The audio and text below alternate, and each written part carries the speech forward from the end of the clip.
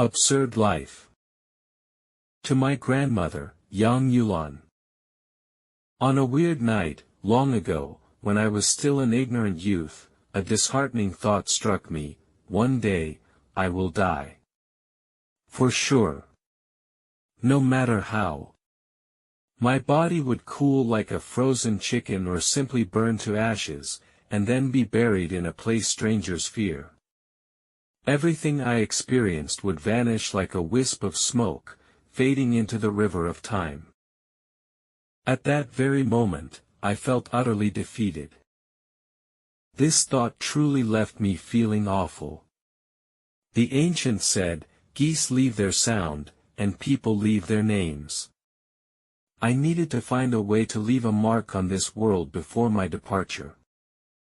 To escape the torment of this despair, I started wondering.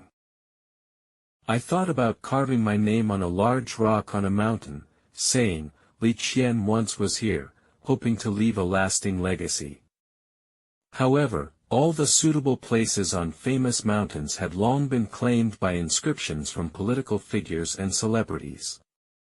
Even if I were willing to find a random rock on a desolate mountain to compromise, the rock bearing my name would likely be blasted into pieces for the construction of a dam or a railroad before I passed away. I also considered becoming a musician, leaving behind some kind of recordings. However, despite calluses forming on my fingers from practicing, I wasn't successful. Later, I studied computer software engineering, pursuing this career merely because I had to make a living. In reality, I wasn't deeply interested in computers.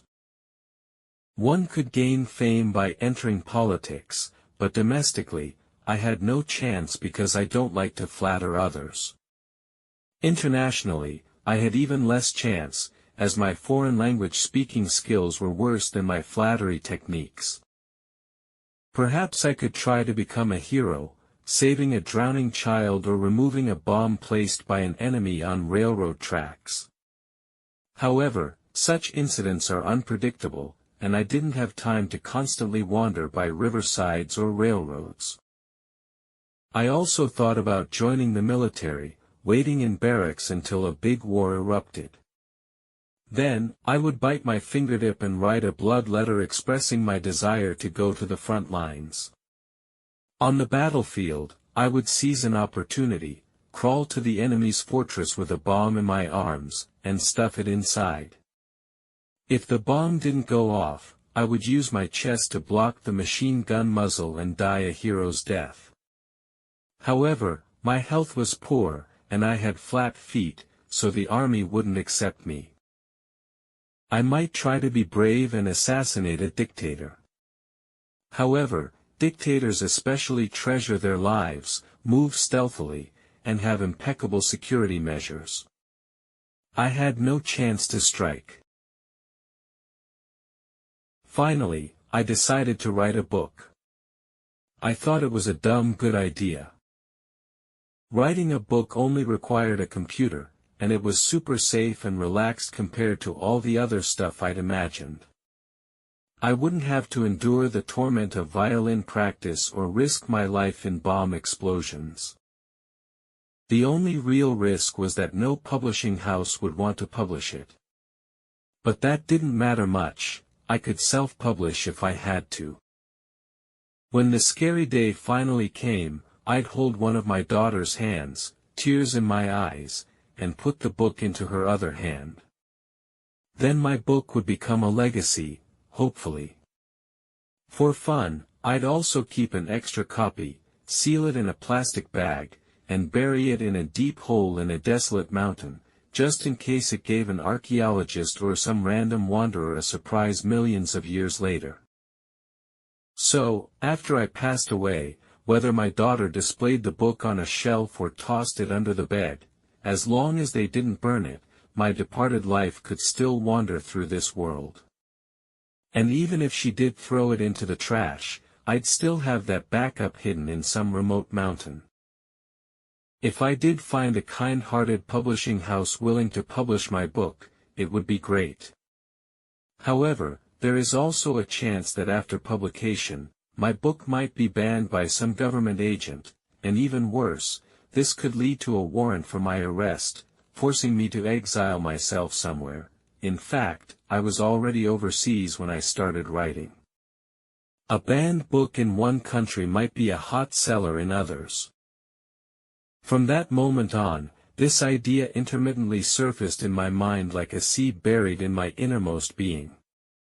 As time passed, this seed sprouted and grew. Finally, on a cool morning in early autumn, I started writing. Since I was still working at the time, I could only write during my spare moments. I wrote and stopped and wrote, without looking back. It wasn't until a hot summer noon the following year, after a family outing for lunch, that I saw a deer killed by a car lying by the roadside. I recognized this deer. She had a large white patch on her head and had been grazing in my backyard with 2 baby deer that morning. Returning home, I rushed to my desk, turned on the computer, and read through the words I had already written from the beginning.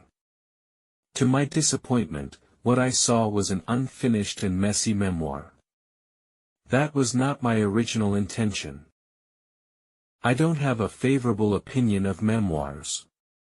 I feel that writing a memoir is like exposing one's bedroom to the public.